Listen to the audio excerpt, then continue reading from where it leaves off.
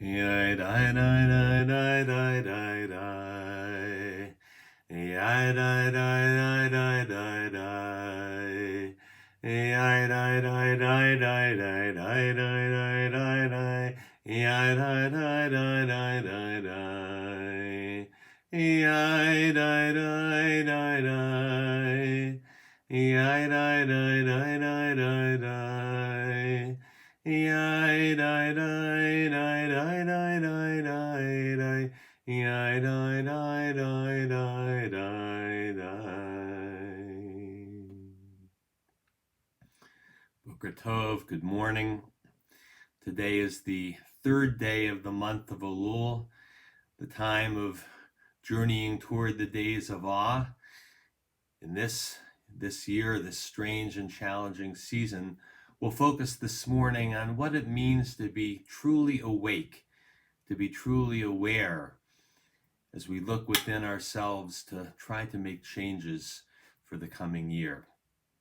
We'll start with Moda or Moda Ani Lepanecha, which is set upon awakening, giving thanks for our souls, which are restored to us anew every day, and which offer us a chance to transform ourselves each day.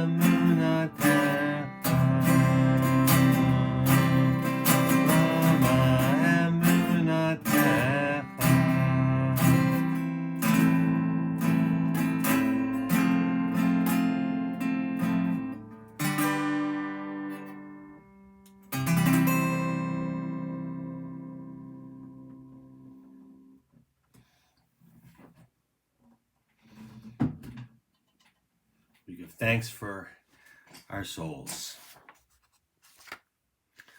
So for our meditation and journal reflection this morning, I want to turn to Maimonides, the great medieval philosopher.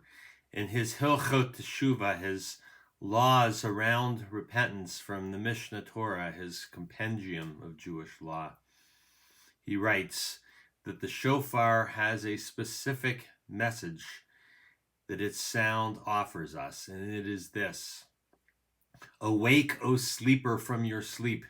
O slumberers, arouse yourselves from your slumbers. Examine your deeds, return into Teshuvah, and remember your Creator.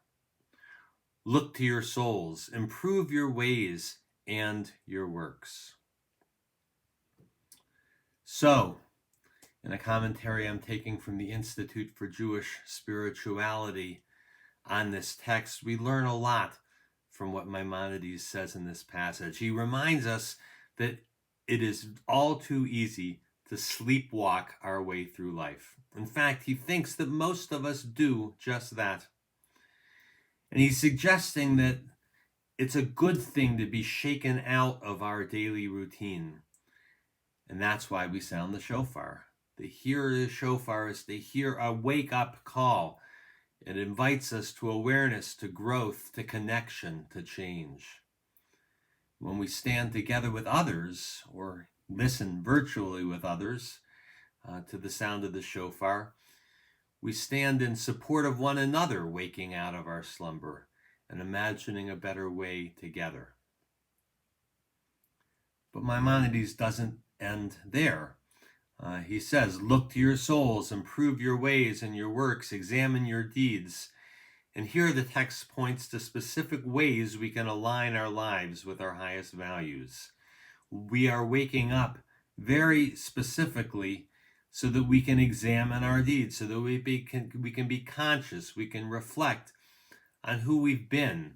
We ask, what have been my habits, my responses, my behavior? Am I showing up in my relationships? Am I doing my work as a person to be who I want to be? Who am I helping? Who am I hurting? Maimonides is speaking to all of us here because nobody's perfect and we can all do better.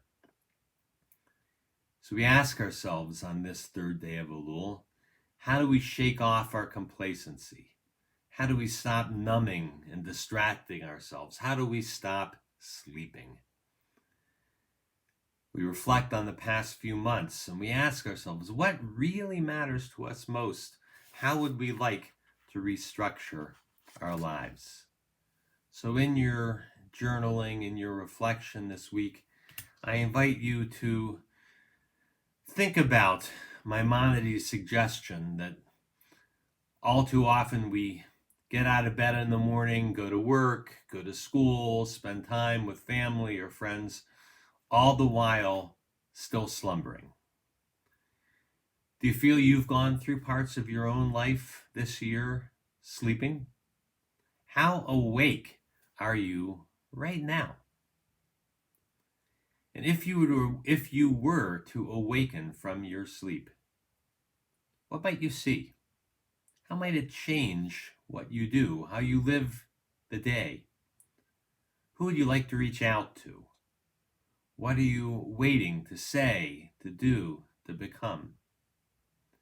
What do you feel called to do at this time? So listen and wake up.